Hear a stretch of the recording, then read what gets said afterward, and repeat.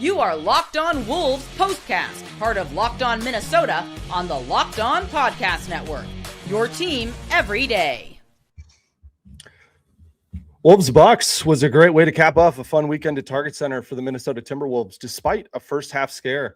As Anthony Edwards and the crew take down the Giannis-less Bucks 103-100. The Wolves are now 9-2 since that 3-game losing skid leading into Thanksgiving.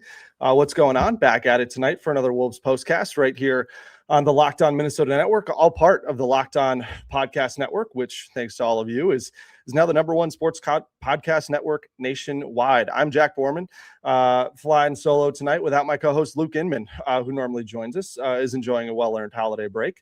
This is our live reaction show. So we are going live within 10, 15 minutes of every game going final.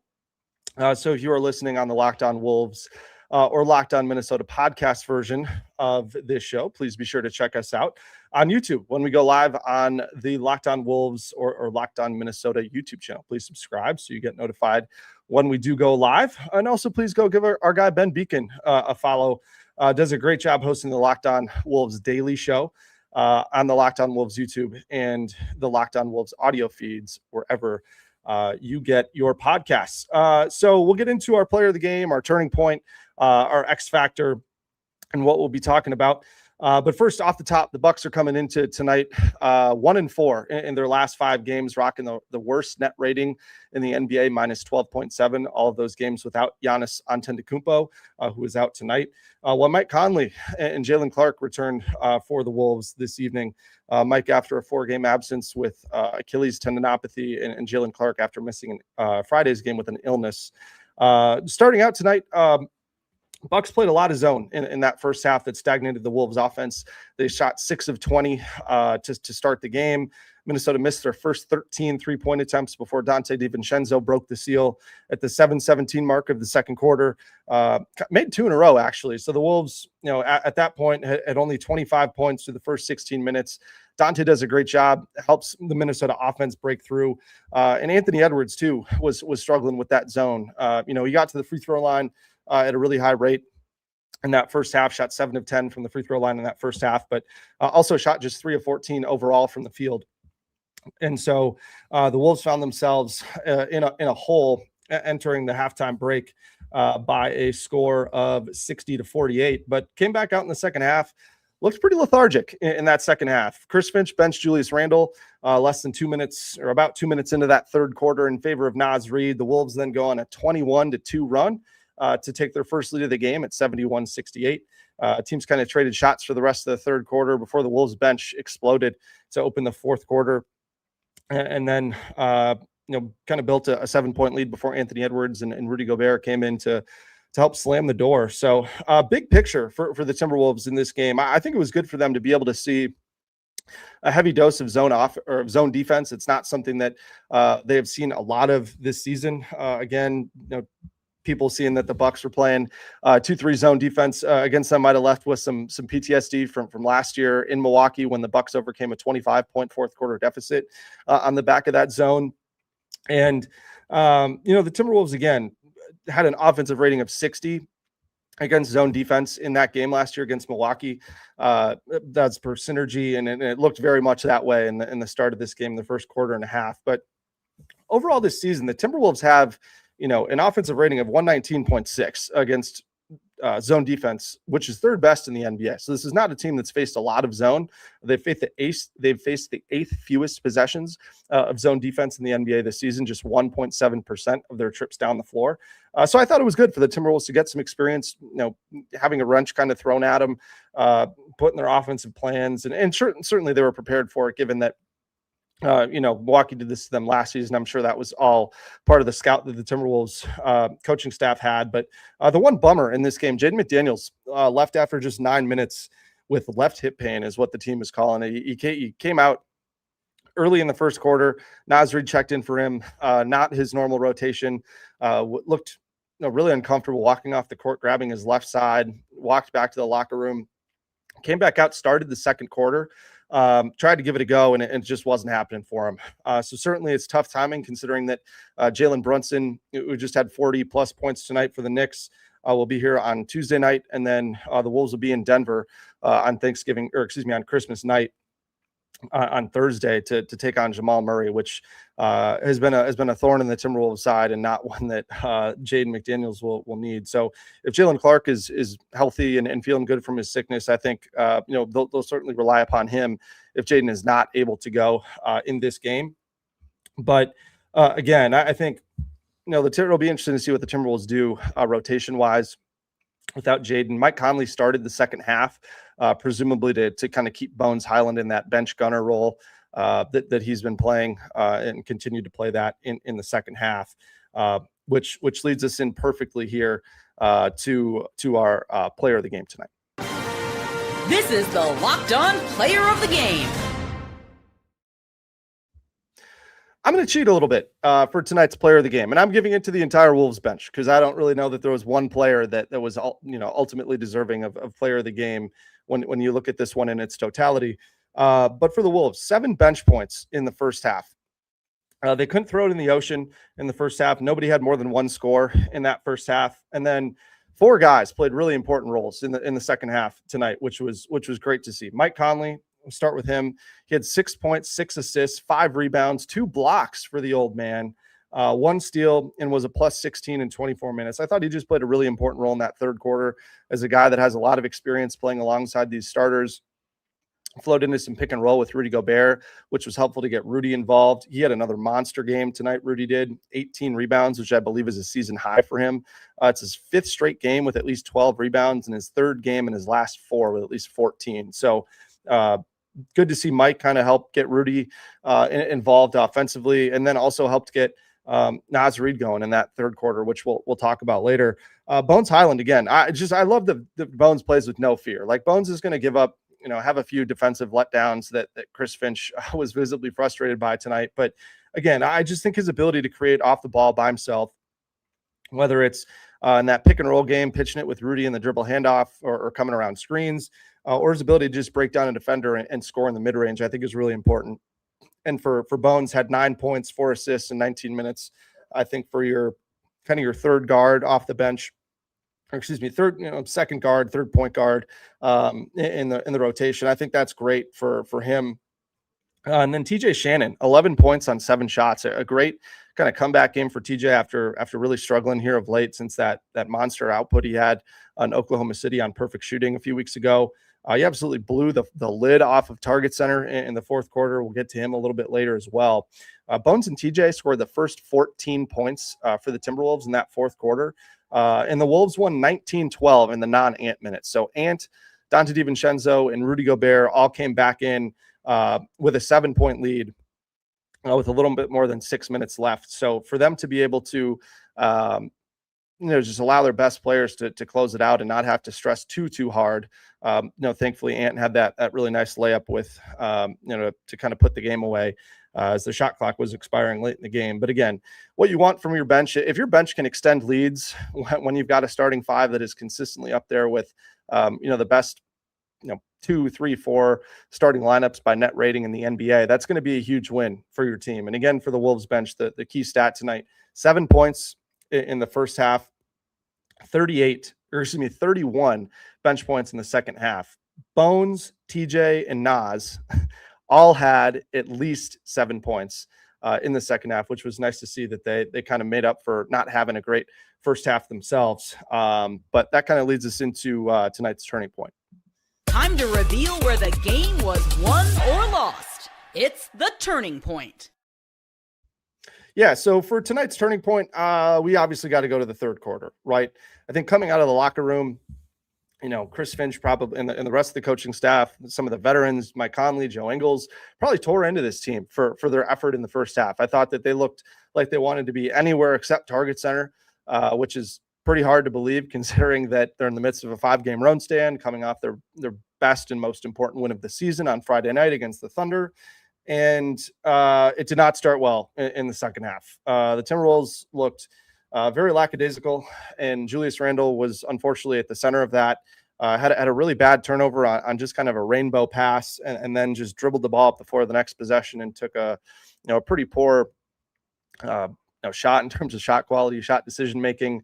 that was a step back going right in the mid-range that missed horribly, and Chris Finch had seen enough. He pulled Julius Randle at the 9:51 mark with the Wolves down 66-50. So they were down 16 at that point. Naz Reid comes in the game, and what does he do? He makes a corner three-point shot on the very first offensive possession that he's in the game, which was very important, just to kind of get things going for the Wolves offense that had really struggled for the majority of the night to up until this point. And then that ignites a 21-2 Timberwolves run. And Naz was a really important part of that, right? Naz had 9 points in the next 5 minutes, again, which, was a bigger total than the entire Timberwolves bench had in all of the first half. And so I think for Naz, it just completely shifted the energy, right? I mean, you look at the box score tonight for Naz, it's not super impressive. 12 points on 12 shots, 6 rebounds, 2 assists, but he was a plus 17, and it certainly felt that way. And I think another thing that you have to consider when, kind of remembering some of these plays and what was a turning point. And for me, I'm fortunate enough to be on media row in every game and be at Target Center and feel the energy in the arena. And when certain guys start playing well, the crowd just takes to them in a way that you can't really describe. It's hard to describe, but every single Naz Reid bucket is just louder than anyone else scoring except for Anthony Edwards. And I think it just completely shifted the energy of this game. And I think you got to give Chris Finch credit for, the way that he was willing to go to Naz Reid on a night that Julius Randle just really did not have it. 12 points on 9 shots. He did have 7 rebounds, which is important. But now the second game in a row where Julius has been a little out of a rhythm. So hopefully that's something that Julius can improve upon against his former team, the New York Knicks, on Tuesday. But yeah, again, another strong game from Naz Reid and the Timberwolves bench in that third quarter. Was a ton of fun for anybody in the building here at Target Center or watching it on TV.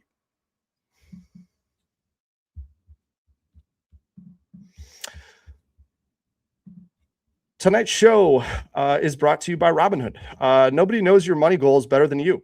Robinhood puts you in control of your money with tools that work as hard as you do. Locking in on every opening, beating your PR, beating it again. Channel that drive into your money. Robinhood puts you in control of your money. Trade stocks and ETFs, options, futures, and crypto. All in one platform. You can now build and execute your own trades from a desktop with Robinhood Legends advanced tools. Or take advantage of the new Robinhood strategies with a tailored portfolio managed by a team of experts. You expect more from yourself, expect more from your money. Get started today at robinhood.com/yourmoney. Again, that's robinhood.com/yourmoney. Your money, your move. Today's show is also brought to you by FanDuel. NFL Sundays move fast. One big play and suddenly everything feels different. That's what makes live betting with FanDuel so exciting. You're not just watching the game, you're reacting to it in real time. With FanDuel, you can place bets as the action unfolds. Every drive, every momentum swing, every highlight moment. Live betting is the best when the game starts to shift. A receiver gets hot, a defense tightens up, or the momentum flips after a turnover. FanDuel lets you jump into the moment with live spreads, money lines, and player props that adjust instantly. Maybe Justin Jefferson scores a first quarter touchdown against the Lions next week, and you'll think he'll score another. So you bet his live 2+ touchdown props. Or Jahmyr Gibbs rips off a big run, but you think Brian Flores and the boys lock in. So you bet Gibbs's under rushing prop. So if you want to be right in the middle of the action this season, visit FanDuel.com and place your NFL live bets all season long. FanDuel, the game moves fast, and so can you.